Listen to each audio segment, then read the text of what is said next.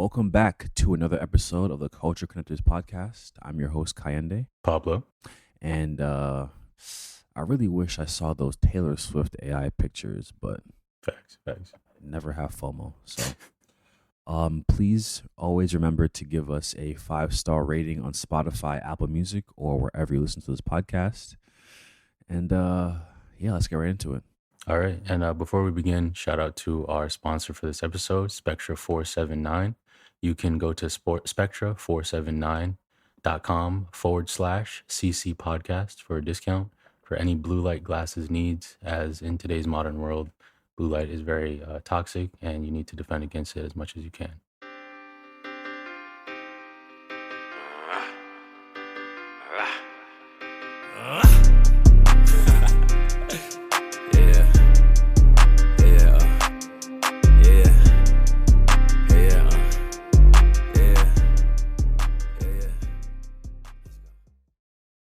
Fire. So this week we have a lot of stuff in the note to talk about. Mhm. I think this was one of my more introspective weeks. I was just in the world looking at stuff and just thinking about this would be good to talk about in the podcast. And I should have been doing the prior weeks, but I've been I've been getting better at doing that. But I think since my phone is in my pocket, I'll let Pablo have the first crack at it. Yeah. So this question is actually inspired by Earn Your Leisure. Shout out them. They were just at the World Economic Forum in Davos earlier, so they're doing big things. But they were talking to this kid who dropped out of college, and he started an AI companion company. So my question to you, and I guess for the viewers, for you to melange over, is would you get an AI companion? You know, the world is getting more connected by the day via social media and everything like that. But obviously, different studies have shown that we're actually more disconnected because we're too busy in the internet metaverse world instead of in our actual surroundings. So, would you get an AI companion? An AI companion? Probably not. Um, I am one who is always against groupthink and just common rhetoric. Mhm. So I can see that being a world where, excuse me, like on some like Blade Runner shit, Yeah, where or Wally. or Wally, where everyone in the world has a companion or an AI companion or uses AI tools. Hmm. I think I would be one of those guys who just goes against that and just thugs it through as rustically as possible. Yeah, But what about you? I mean, what would be the? I mean, obviously, I have a Google Home. I'm staying with my uncle right now, and he has a Google Home. My mom had an Alexa, and they're very, very useful. hmm So I think in that sense, I have an AI companion. But I think in terms of like, having a lady robot, like, hey Laura, can you nah, I'm not yeah. I gonna I get that. wouldn't get one because I feel like, I mean, with the AI algorithm, it would just learn you very well, and it would be like your own best friend, which you should kind of be to yourself already. Like, I wouldn't see a point in it. But I guess if like you live in like a remote area and you don't have much interaction with anything else, something else will kind of like bridge your sanity a little bit back to the outer world, since you don't have a group or society to like hyper regulate your behavior and stuff on. But you know, I don't think so. I mean, growing up for the most part an only child, but having a big family, I had plenty of time to myself. I am very much my own best friend. I enjoy my own company and things like that. So, but I think if I were living in the Bering Strait, or in a remote region of Alaska or something, I might change my mind, because at least maybe it could help out, chop down trees or with warmth or something like that. But yeah, if it's just like the movie Her, where I'm like basically talking to my Game Boy, like, yeah, I can leave that at home. So Right. Yo, where these questions go, my G? you got to scroll all the way to the bottom. Oh, here they are. Here they are. Oh, you okay? You highlighted them and shit. All right. So in that same breath of AI and using technology as our assistants, uh, the pursuit of things. Do you think in this common world, the world that you and I currently reside within, um, do you think that the current or the consistent pursuit in just acquiring more and more makes us spiritually devoid? And if you wouldn't use spiritually devoid, what would you say it makes us, if anything at all? This is actually a great question because I just sent you the Jordan Peterson video about this. It's kind of like, I guess, well, I'll tie in my question as well about ephemeral goals, aka a goal that as you get closer to it, it moves farther away. Um, so the pursuit of things is not an ephemeral goal because once you acquire said thing, it's it's done. Like the task is done. You're now moving on to the next thing. Whereas a yeah, the pursuit of things, because it's not an ephemeral goal, you will get over it. And yeah, you'll have acquired a bunch of physical treasure, but no spiritual treasure. Because as everyone knows, oh, I went to Peru, oh, I went to this developing country. They have way less than you and are enjoying it much more. They're much better built to enjoy wealth as it grows up because they had nothing from the beginning. Whereas if you were given everything from the get go, everything is just kind of taken for granted. Taken for granted for you is like kind of relative depending on where you're at.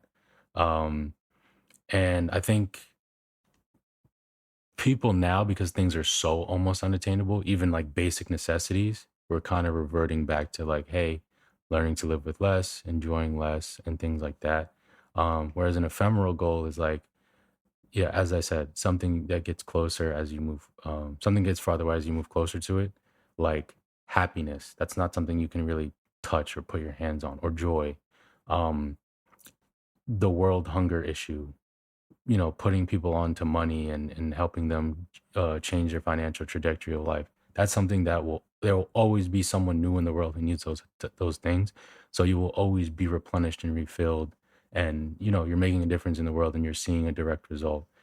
How many Carhartt hoodies do you need? How many polo tees do you need? You know what I mean? So it does get old. And what Peterson was also saying is that for those people who want the Mai Tai and the Bahamas and things like that, it'll eventually get old. You will eventually get bored of it, and then what's next? And for lack of better phrasing, you're just a giant infant. Oh, I get to do whatever I want, and I don't have any responsibilities or anything to outside of myself. That, as I said, is less fulfilling. If I fed 1,000 people every day, I think I would definitely get a lot more benefit from it than if I don't know, yeah, just traveled the world with just me, nobody else, didn't help anyone along the way. What's the point? Okay. And then money. So money would probably be not that ephemeral, because we could just trade our time and get money. So But it is kind of ephemeral because you can whatever, like everyone's number is different. Everyone wants to attain a certain level of wealth, right, and right, it can right. keep going and going and going. And also the ways you can get it. It's like, okay, I'm an oil magnate, but let me try and build a business in this thing. And now it's a whole new adventure. So money, Mm-hmm. I think, is a very niche thing, and that's what I like about money because money is also directly tied to the value you give. Mm-hmm. So you're not just rich because, I mean, like if you're a landlord, yeah, you're like kind of a scumbag. Oh, I just bought a bunch of land before, my family bought a bunch of land before you guys got here, and now I'm kind of like raising the rents and screwing you over. But like a product, a service, it has to be good enough, and people have to enjoy it enough and change enough people's lives for you to get to that billionaire level status. Um, sans not paying your workers. So But would you say there are ways to circumvent money as, I would say, the pinnacle of what we have as a resource? oh, 100%. I mean, the shout out Brother Panic, may he rest in peace. He mentioned before he passed that that's the new American dream now, is you can just get rich. Not necessarily a house and a picket fence and a dog and two kids, but just the act of getting rich. And the act of doing that, for the route that most people have to take to get to that billionaire level status, is spiritually devoid. And it actually anchors you more on, a physical, earthly survival instinct sort of consciousness. Whereas if you just learn to do with less, mind of a child, you know, imagine all these things and not actually acquire them, in a physical sense. Yeah. So I think learning to live with less is one, group economics is another. instead of me doing all this stuff, why don't I just get a few buddies and we all pitch in, and now my work is cut in quarters, and or with family or something like that. And let me ask you this one question before I give it back to you. Um, it's here in the bottom. Uh, have you ever done an internship? And if you have, would you ever work for free again? And then what do you think? It's a two-part question or a three-part question. What do you think are the benefits of working for no monetary gain? Since we're talking about money already. Yeah. I've not done an internship. Looking back on the normal 9 to 5 career trajectory sense, that is probably the one thing in college I wish I did was an internship, because I would have had a little bit more on my resume. So getting that entry level job, I mean, COVID did happen, the year after or 2 years after I graduated college, since I graduated early. So having that little extra oomph on my resume would have been nice. But if I were to do an unpaid internship, the only time I would have done it would be college. The benefits to that is it's pure. You're not just there for a check. You're not just there showing up and doing the bare minimum. You're like, I'm already here and I'm not getting paid for it. I might as well learn as much as I can. I might as well do the best job, network properly. It forces you to learn all the intangibles and other things of the way the world actually works. So, I think it's pure when you're doing that. The only unfortunate thing is unpaid internships are for people who already have money. You can't be doing that if you're, a single parent, or you're the first person in your family to go to college, or you unfortunately as a young person have, other bills you need to pay. Like, you can't afford to do that. But the pure knowledge and experience you gain from it, I think is unmatched compared to a paid internship for sure. And I'm also a big fan of what Gary Vee says, working for free until the shit pops off for you. Because when it comes to just you mentioned before providing value, um, like you said, unfortunately, people who have responsibilities and accrued debt and things to pay off and bills to pay, it's harder for them just to hold on. Let me set the camera again. Yeah, like I was saying, it's harder for people to um work for free to provide value to the world, to build up a skill set, build up a resume. But for those of us, those of you who are lucky enough to be in a position where you can forego some of that stress and responsibility up front, working for free is probably the best thing. Because if you're not someone who is just trying to scum the world or just trying to work with the idea of gaining something in return and trying to provide value, and people see that, there's a I think the most important currency in the world is respect. And if people can see how much you're putting in, how much you're hustling, they can respect that effort. They can respect your diligence. They can understand where you're coming from, as opposed to just someone who's chasing a dollar sign or chasing that next big come up. Yeah, no, I agree. You should do the other two questions because you have like twice the amount I have. So I'll hop in after this, or if you want me to steal some of yours. Uh, Go ahead. I gotta lock my phone. All right, so I like this one. How selfless can a selfish person be in regards to success?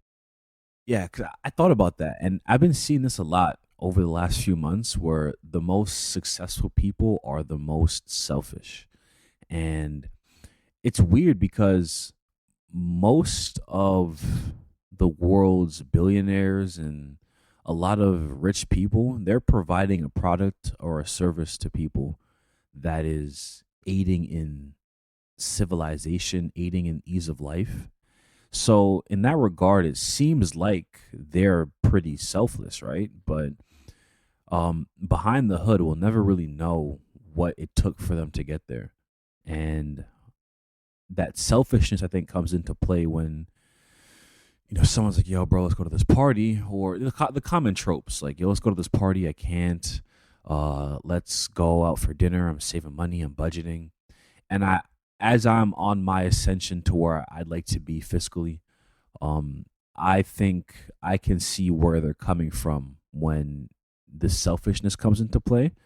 But we just talked about providing value, and I think the selflessness has to be it seems kind of, what's that word I'm looking for? It's like it's two faced. You know, it's like, okay, I'm gonna work for this person for free.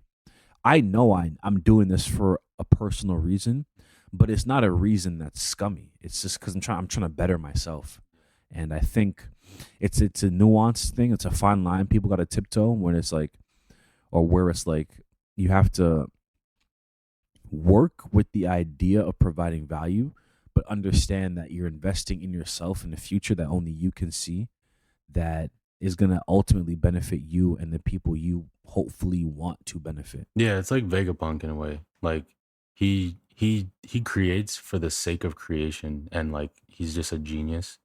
Um, if you watch One Piece, that's who Vegapunk is referring to. And he's just doing for the sake of good, and how this can benefit himself and other people. He doesn't really care about the money. And the equivalent of what would happen in the show, it would be like a Zig Ziglar or like a Wolf of Wall Street guy who would come along and be like, I can sell this for you, but he would have some sinister, underlying reason for doing so, and just profiting and not really caring about how it's beneficial for humanity or anything like that. Um, so next question would be, is parents' advice bad in these modern times? Because the world we live in is not the world they lived in, like almost at all at this point. I mean, school and growing up and lifing and things like that, that's the same. But getting a job and what jobs are and all this other stuff is completely different.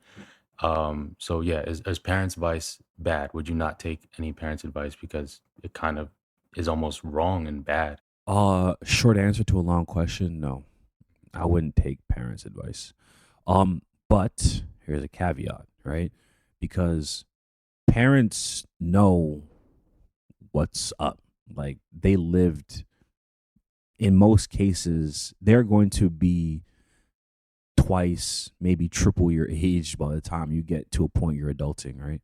And um they've lived and experienced the things that you are going to live and experience before you get to live and experience them. So in that adage, in that respect, in that light, they know what is right and wrong, but there is, as always, there's a fine line to tiptoe, because the things that worked for them, I think you mentioned this when you're asking the question, the things that worked for them because the times they worked in or lived in were different times. So when my mother was doing her thing, she was living not on her own, but she's doing something similar to you. And I think I'll ask this question next. She had roommates, whatever, but like she had time to work a job, to do a side hustle, and then just be breaded. Not like, egregiously rich, but she had spare cash. And I think in today's time, that spare cash is dwindling more and more. I don't think a lot of our peers have like spare cash if they're just Yeah, like, just load it up. Like, yeah, because and the reason why she could have that spare cash and the time to do a side hustle and work a job and do what she was doing is because rent was lower, yeah, and there's going to be something that we tell our kids, like, yo, back when we were 25, 26, 27, this was what it was. And then in their time, it'll be like, yeah, but it was different for you because that thing was easier to access, or it was a lot fairer to get, Um, but I think when it comes to parents, um, it's more of a disciplinary role they should play as opposed to yeah. I think it advice should be like giving. a molder. Like they just push Yeah, you. Like, okay, I wouldn't do this, but I'm gonna let you fail, and then I'm gonna pick you up and move you over here. Like I'm gonna keep you in the center. You explore, but I'm gonna keep you like bowling gutters. Like you're going towards forward, but we're just gonna keep you on the edges from going too far in either direction. and that's why it's important for parents to not really be your friends. And I'm speaking from this, but I would have loved to know more of my parents when I was growing up. But now that I'm this age, I realize that there are some things that are best left unsaid and unreconciled and just in the dark. When you're a parent, you can be more friends with your parents because it's like now we're kind of almost, yeah, like peers in a way. Like we've reached like the larger milestones of life.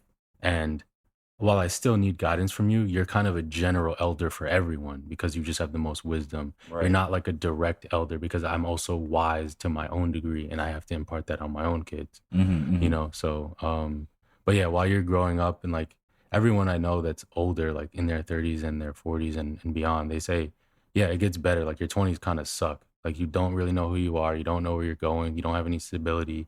But once you're in your 30s, you have a much more earning power. So money makes you happier because you can do what you want. You have a bit more time freedom. You may have started a family, kids. I mean, kids are stressful, yes, but kids and like having family is like very good for you. Also makes you happy. You usually have your partner by that time. Like there's just a lot of things that are very good, you know, as time goes on. So Right, right. for those of you who are afraid of getting older, you know, it gets better. And then I think that segues into our next question perfectly. So for those of you who don't know, Pablo is young bachelor or bachelor in the making, or I don't know, but anyway, that's TMI. But he lives on his own for the most part, and I would like You're about to get me lined. and I would like to know, and I would like for you to give our listening audience and our viewing audience, how did you manage to accrue the necessary resources and finances to one, move out on your own? How'd you find out places to rent? How did you just facilitate the whole process seamlessly into a way that makes you comfortable right now? Yeah, so the first time I like moved out, I was living at home before, so I had like a nest egg of money. And then the reason I moved out was like it was a haste decision with someone that I was dealing with at the time. Um, Looking back, I wouldn't have done that. But you know, I'm just sort of like a giving person and things of that nature. But now that I'm in a different situation, like living with friends and everything, same thing. Like I had my own nest egg of money, so definitely stay at home as long as you can. There's really nothing out here. The only difference is you have a lot more freedom, but more freedom is just an excuse to have less discipline, and you need to be disciplined as an adult. I understand parents can be a lot. They can be suffocating. They can be this, they can be that. But it's a lot easier to move out if you stay at home for a year and you save 1,000 a month and you have 12K to your name and you move out. You know, you pay your first month rent, your first month deposit, moving costs. Okay, that cuts off 3K. Even if you lost your job the next day, you're good for 9 months. Whereas scrounging or just making ends meet every month is just it's not worth it. So I say preparation beforehand, have a nest egg, be in a good job situation to like don't move when you just got a new job because then you're like, you're like begging on the paycheck and you're just in a very uncomfortable position. So that would be my advice, but definitely don't rush. And you got to take into account for the most of human history, you stayed home until you were married. You stayed home until you were good enough to take care of an entire other family. So with all the group economics I talk about and having multiple generations in the household, do that. Or if you really have to, hey, I'm gonna go in with my parents on a duplex or a triplex where it's like, yes, we have a connected house or something like that. So I have my own space and freedom, but we're still pooling our money together and growing together as a unit going forward. Yeah, we talk a lot about it. We talk a lot of esoteric and philosophical stuff, but this is straight from experience. So the whole group economics thing, we definitely we like that one over here. And since you're not in my situation, what would you do or what is your plan when you get your own place? Or do you want your own place or would you move in with a partner? What do you plan to do for that endeavor for yourself? Um, I would like to move out. I haven't really given it much thought. I just want to get to a point where I can facilitate it passively. I think that's probably the plan. Um, we got kicked out of our old crib. Uh, Now staying with my uncle. I want to get myself lined, but yeah, I don't want to have to be in that position where I'm living from paycheck to paycheck and I have to go to work to make ends meet and facilitate all my needs. Um, I want to be in a space where we're making money off this podcast and sponsorships, and the music is making enough to cover rent, so I can just walk in my apartment to sleep, walk out of it to go do the podcast, or don't have to leave to make music. Um, Roommates would be cool.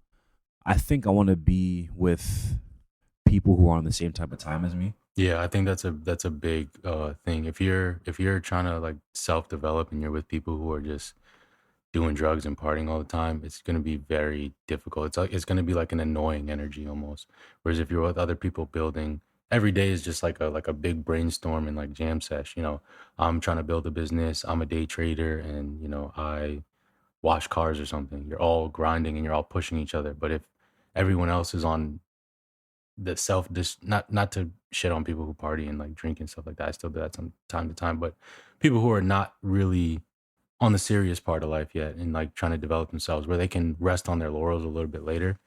You're it's very hard when you're in an environment like that. It's easier to be a baseball player when you're around baseball players. You know what I mean? So And there's nothing wrong with someone who just wants to work, but I would rather be around people who are pursuing something outside of just the common 9 to 5 yeah. lifestyle. Even And yeah, even if you're like a filmmaker and you do little indie something, yeah, just like something beyond the it status doesn't quo. have like we don't all have to be podcasters, all have to be musicians. Just something that I know when I get back to the crib that you are going to be working on that, or you're just taking a break from that.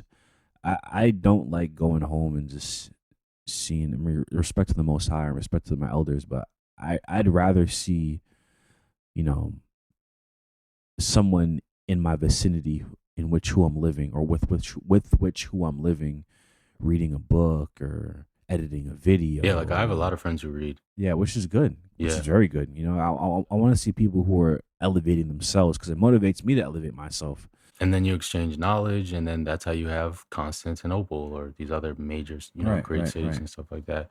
So piggybacking off of that, Hmm. how do you do that in a city where you need to have, some people say, two jobs to survive?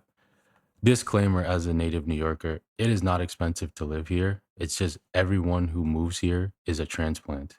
And obviously, they get their information from transplants. So they move to the most expensive parts of the city and they try and recreate their Sex in the City and Friends sitcom lives instead of understanding, hey, you don't have to live in Grand Central. There's places that are a little bit farther from the downtown.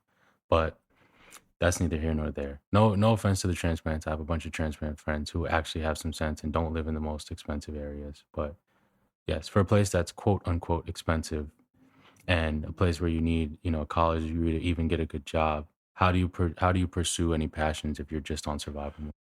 First, you get lucky. I'm always gonna.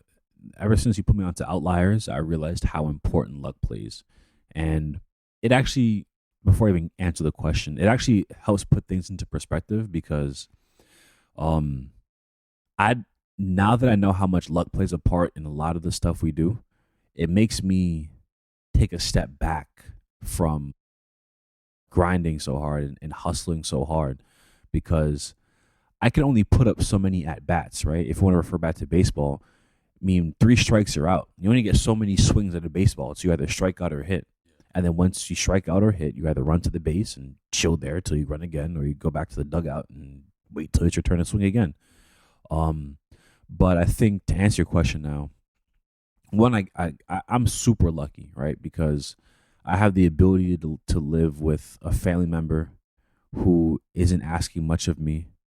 I'm still 26, turning 27, so I'm what you would consider a bum because I live with a elder that I'm not paying an egregious amount of rent, but at the same time, like that is what a lot of these success stories have. They were delusional, like super delusional.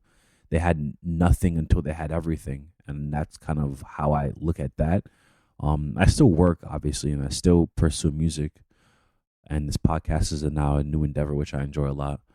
Um, I just think when push comes to shove, Um, if I had to give someone advice,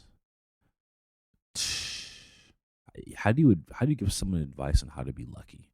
I would say maybe just Explore, expand your kingdom, your expanse, people who know you, people you've been in contact with. I mean, I have people from grade school who I don't even talk to that much who still remember me, or, can put a face to a name and interaction we had, because you just never know when something's going to come up. And that's the point of being a good person in general, is just leave everyone with a good taste in their mouth of who you are as a person, because you never know when they might have an opportunity for you. um yeah, and I think um and some luck is semi created. yeah, and I think I don't know if I just mentioned this, but the there are ways you can increase how lucky you are by how many times you do something, right?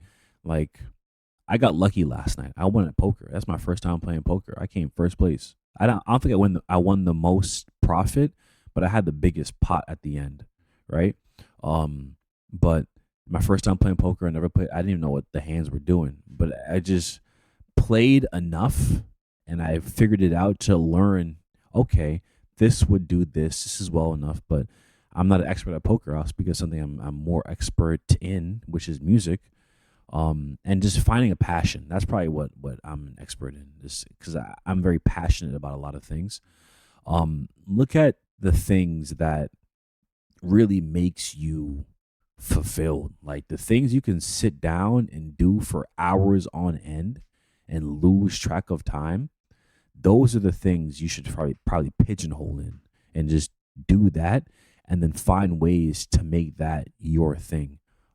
For me, it's not even just music. Like the sitting in front of my computer editing these clips is a lot of work, but it's mad fun. And making music, mixing a song, mad fun. Like I could do that every day for the rest of my life and not give a shit.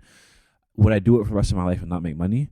I mean, the cliche answer is yes, I would, but niggas gotta make money, bro. But yeah, but I digress. I If digress. you were so if you were graduating high school today and one up above, thank God I'm not, because I would not want to be in the The Rick Owen phase of high school. yeah, I would not want to be in the social climate of being in high school right now. I'm so glad of when I graduated and everything. No offense to you youngsters, but just, yeah, I'm good off that. If you were graduating high school right now, what side hustle or endeavor would you undertake, and what regular job would All right, so so yeah, what 9 to 5 would you have? What industry would you go into, and why? And then if you would pick up a side hustle, would you do that, and why? fresh out of high school, I would probably prepare myself for graduation of high school. So I think I would have done BOCES in high school. We had this program called BOCES where, yeah, you can prepare yourself for a trade, a culinary trade, an electrician trade, a carpenter, something. And then I would use that to then either go into the trade I was doing in BOCES, or I would just get some bullshit job, like any bullshit job. Because fresh out of high school, your parents are a lot more willing to let you stay there for the 4 years you would be in college, as opposed to just Doing nothing. doing nothing, right? Yeah. So I would make an agreement with my parents and say, look, I'm not going to go to college. I'm going to work and then pursue. For me, it would be the music, right? Because if I knew now what I, well, yeah, if I knew now what I knew back in high school, no, I'm fucking up. If I knew what I knew then now, no, I still fucked up. If I had the information I have now when I was in high school, that's what it is. I would have known that, wait, there is money to be made in music, right? Through streaming, not just being a huge mega hit pop star. So that would be my side hustle. Go to work and then pour everything into the business side of music. Back when I didn't have to worry about me getting older and lifing, and now like I'm encroaching upon my uncle's space, and I got to get out of there as fast as possible, you know. So that would be my plan. Just put everything to pavement and just go straight ahead, because I'm doing that plan now, but the reason why I would do it then is because time is of the essence, and what the almost 10 years I graduated high school, those 10 years, even if I had 4 of those years back, it would have been much more of an exponential rise to where I want to be, as opposed to the 4 years I just fucked around and tried to do the school. Hmm. Fair. And What so, no, what do you think? What do you think? What would you do? what would I do? If I would do it again, I would have went the cybersecurity route, done internships, definitely not coding or anything like that. Coding is it's white collar grunt work because it's very long hours, it's difficult, and you there's not necessarily the most upside per se. Everyone says software engineering, and yes, you can make a lot of good money, but if you're constantly coding all the time, like you're a code monkey. I know it's hard to hear, but it is the truth. But yeah, I would say for me personally, because I like cybersecurity, but finance is a good one. Banking will always be around. Medicine will always be around. Education is getting more secular now. People are like trying out different things in different schools and online school and stuff like that. So if you're an expert in something and you can teach a class on Spanish or, mixology or something like that, I would do that. And then for a side hustle, for me, I'm gonna say trading because that's what I'm partial to. But Right, right, right. I would say another good side hustle is selling, and not in the Ooh. I sold the match and we lost, but like in the learn to sell a business, sell a product or sell a service. You learn a lot about yourself. You learn a lot about what the world rewards and what the world wants. It teaches you social skills, talking. It teaches you to be on your feet. You learn the business acumen. So try and sell something, whether it be as simple as t-shirts and mugs to a product you made to a digital course, something. So learning to sell, for sure. And I want to ask you a question because we only got 9 minutes on the camera. We can make the podcast go longer than the camera because I like the way this one's flowing. But just to give you some more at bats for some clips, I know we talked about this one a lot, and I want to know your thought process on the idea of self reliance versus independence. And which do you think is more important? Do you think when parents are saying, I want you to be independent, they really mean self reliant? Do you think we don't use self reliance more because of how popular and how much of a buzzword independence is? Just riff on that for a second. Yeah. So independence, we were just talking about this before the podcast. Independence is an excuse to lack discipline. You always need discipline, no matter where and what endeavor you are doing in life. You always need discipline. And independent is just like, oh, I don't have to follow the rules of my parents. I can do whatever I want. And in some cases, yes, if you come from a really strict background or something and you're 25 and, oh, why are you coming home at 9 p.m.? It's like, let's give me a break. But self-reliance is you always rely on yourself. You're with yourself the most throughout your life. And you've gotten through any situation you've ever been in before, for the most part, on your own. So you're always building your self-reliance. And I think in the West, we have, because it's a more individual society, we have this thing of, oh, you got to get it out the mud on your own, no help, this, that, and the third, which goes completely against what we always talk about. There's nobody, you never do anything alone. As alone as you think you are, your boss helped you out, your mom got you this opportunity, your friends were there and you were, on a ledge and they made you laugh and they kicked you into gear because your spirit changed. Like there's always things at play that you may not recognize that are helping you out and pushing you in the right direction. So I understand wanting to learn and knowing for yourself that you can do something on your own, but there will always be challenges because of the way life is constructed that are you're supposed to grow. You will always have challenges where you're forced to grow. So giving yourself an artificial challenge is only for those who've reached the mountaintop already because there's nothing else for them to do. They beat the money game, they donate, they help other people, etc. But why make your so why make things more difficult when they don't have to be? Challenge is already embedded in the code of the game of life. So don't give yourself more on your plate than you need to. Um, but whatever works for you, and however you gain that wisdom and inner strength and knowledge and whatever, whether it's giving yourself an artificial challenge or not, um, you will get there, and it always works out. You literally just don't have to quit, which is, I know, impossible to sometimes say, but literally as you keep going, you are bound to reach the goal. I like that. That was very wise of you. Yeah, I guess while you take a sip of your water, I'll give my little 2 cents though. Yeah, I mean, it was such so well said, but self reliance is something that doesn't require you to be independent. You know, you can be in a room full of people who are living in the same edifice, in the same commune, and still be reliant on yourself, because once you're an adult, no one's going to wash your ass for you. No one's going to do your laundry all the time. No one's going to cook for you all the time. No one's going to do your work. It's like that's probably the most important thing I've gotten from school. I've cheated on tests before, I've cheated on homework, but when they say do your own work, that is probably You cheated yourself. at the end of the day. Yeah, And what's more important than the self, exactly. So And um that's the point too. You have a family for that. You have friends for that. You have, if you're dating, you have a partner for that. You are not supposed to do it alone. The journey is solitary, but everything, like how your experience is your own experience, but everything outside of that is a group endeavor. Because look at the people who've done anything alone.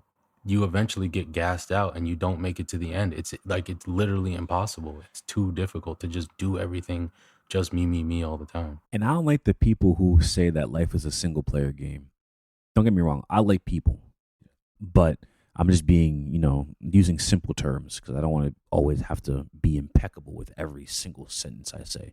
But when I say I don't like people who say life is a single player game, because there are more games out there than just single player games, Yeah. and the most popular games are actually the ones that are multiplayer, So, although in a multiplayer game you're controlling your character, there are still other players and other characters in which to interact, you know? So, yes, you're going to die by yourself. It's going to be you alone in that casket underneath the ground. But until that point, until you turn the game off or the game is done or your game crashes or, you get the red ring of death, um, it's up to the individual to understand that most things in life are done It's not just about you all the time. they're done well with collaboration and um being we all want to get to the mountaintop as Pablo said, but imagine being in or getting everything you wanted, that car, that big body Benz in the massive square footage mansion by yourself. No one, or it'd be whack, bro. And most of the time, like the desires and the things we want are just instilled upon us by society. So imagine chasing after the things everyone else wants just for you to have it by yourself and not share it with people who want it, or just to show it off to people who don't even care at the end of the day. They want it for themselves. So when they see you have it, they either want it from Now you're you. an op. Now you're a target for something you didn't even want in the first place. That's crazy. Yeah. So only And 2 cents on that. yeah, and yeah, my last piece on the topic is, for me, getting rich is about spreading the wealth. I can relax, I can chill, I can wake up whenever I want. My family can do that. My friends can do that. Hey, I'll pay you for your day off. Don't even worry about taking the day off. Like, I'll just pay for it, sort of thing. I want everyone to experience and have fun together. I don't want to do it by myself. I'm by myself most of the time. I have fun on my own most of the time. But when I go out, I like to do things big. I'm bougie, So I want to Pause. I want to, make sure everyone is having a good time and gets to have the same experience that I'm having, which is community and these things that they otherwise maybe would have not had. And then also passing it forward to someone else, same generation, older generation, younger generation, whatever the case may be. Giving is the greatest gift. I agree. Yeah, it definitely is the greatest gift. Um, all right. I mean, you could ask one more question before you wrap it up. All right.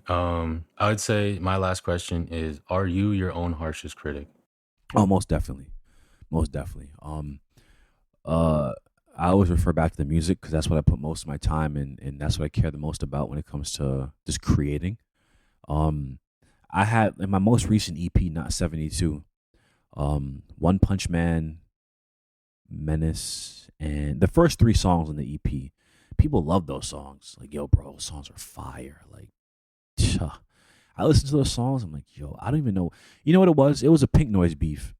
The Pink Noise beef made Shout me out Pink shout Noise. out Pink Noise, but the Pink Noise beef made me rush and drop that project because he was dropping. I know he was gonna drop some fire, and it made me not give that EP the same love I would have given any one of my other singles. And I still dislike when I rush things and um just do things when I know what I should do.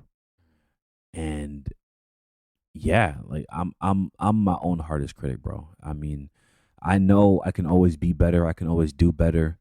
I think I'm the best, but even then, like, because I know I can do better, I think that gives me that edge over people or over others or over myself. It's not a competition. I'm only in competition with myself. So when it comes to just making sure that I am just the best version of myself, I always give myself extremely high standards to set or to achieve after I've set them to make sure that I'm never rusting, I'm never stale. I'm growing towards a place where I can be someone I can look in the mirror and be like, yo, you are what you were made to be, you know? Ephemeral goals. That's what I'm talking about. Find something that's like really hard to attain or is like lifetime like worth of dedication to achieve, whether it be the best, music artist, getting rich, because that's not really like a set destination. Constantly being joyful because happiness is a fleeting emotion. Just find something that you could do every day, and it doesn't matter uh, rain, shine, snow, sleet, hail, that you would still be working towards, and you will never be unhappy because you're always working towards something. You're always bettering yourself. There's always a journey to be had. What about you? Are you your own hardest critic? Oh, 100%. I hold myself to a very high standard and I have a very high ego. So I also do think I'm the best at anything I touch and pick up. And I do have, at least in the language endeavor and some other things, like I am naturally talented in learning languages and picking up languages. So when I'm learning a new language, for example, and I'm making mistakes and things like that, the native speaker is like, "Oh, you're doing so good. Like, you're better than, anyone else that I've spoken to." And I'm like, It's that's not still good not good enough. enough. It's still not good Not enough. good enough. I know myself and I know what I'm capable of. What amazes me, then I'll let you know, sort of thing. Right. That's me with the music, bro. I can show those same people who like those songs. I can show you a song that sounds better. The performance was better. The mix is better. Everything about it is better, and they'll still like what they like and tell me like, "Yo, this is it." And in my head, I'm just like, "No, Not enough. Back to the drawing board. So, but yes, sir." I think that's it for us this week. So more just motivational stuff. We'll kind of get back into the actual like advice on, what are you trying to do job wise, and probably get some more guests on and some more pop culture stuff what's happening, AI and robots, love, death, and robots and all that stuff. But for now, as I said, if you need some blue light glasses, spectra479.com/cc pod for a discount. Blue light is very toxic as we're in this more modern industrial age. We need to be on screens more. The ways to earn money are even, kind of relegated to being on screens more. So if you're going to be in front of screens 24/7, at least don't have the blue light messing up your circadian rhythm, giving you all these sorts of health problems. Block it out, turn off the router at night, bathe in nature, get all that static and frequencies off of you, and just, get back to your true self. Shout out mom, dad, shout out friends. You know who you are that I've spoken to this week. I've been going through a rough time a little bit, but I'm back at it. We still ball. Shout out gainful employment. Shout out housing. Shout out the weather. It's like 40, 50 degrees. And once we're done with February, we're out of the cold spell. Shout out for New York being a subtropical zone. Shout out to my co-host Kayende. Shout out grandparents. Yeah, man, just love to everybody. Whatever you're going through, the mountaintop is still there for you. Big shout out to my co-host Pablo. Shout out my parents. Shout out to gainful employment, my seasonal gainful employment. Shout out audio. Shout out creativity. Shout out God. Shout out the Bible, which probably wasn't written by God, but shout out the Bible anyway for having very, very uh, deep and esoteric quotes of wisdom. Shout out the Gita, Bhagavad Gita. Shout out the Gita. Shout out Naval. Naval put me onto the Bhagavad Gita. He didn't do it directly, but it By was proxy. by proxy. Yes. Shout out. Uh, yeah, just shout out life. Shout out the poker chat for inviting me to poker last night. You guys know who you are, and yeah, it's my brother. All right. Until next week. Peace.